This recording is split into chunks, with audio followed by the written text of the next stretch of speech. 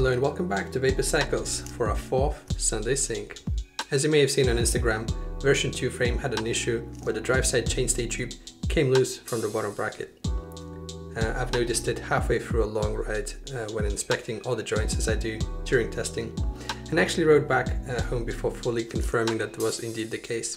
I'm quite surprised and very happy with the strength of the frame. Going to change my gluing process in the future. I'm doing some research and thank you all for your advice also.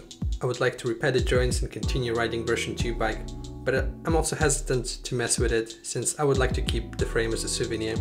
For now, I'm leaving it alone to focus on version 3, which is fast approaching completion of the new CAD model, with some design changes and a completely parametric flow, that is, where all the components change to reflect the desired frame geometry.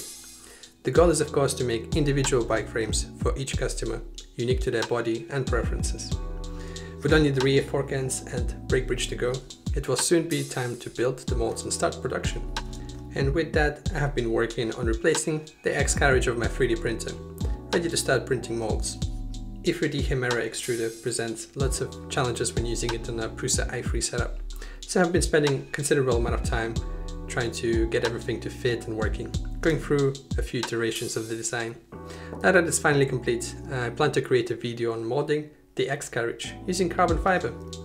This will serve as the next step from my previous carbon fiber molding video and demonstrate a more complex process with actually making a functional piece that I hope will help those of you in the maker community to get started making your own parts.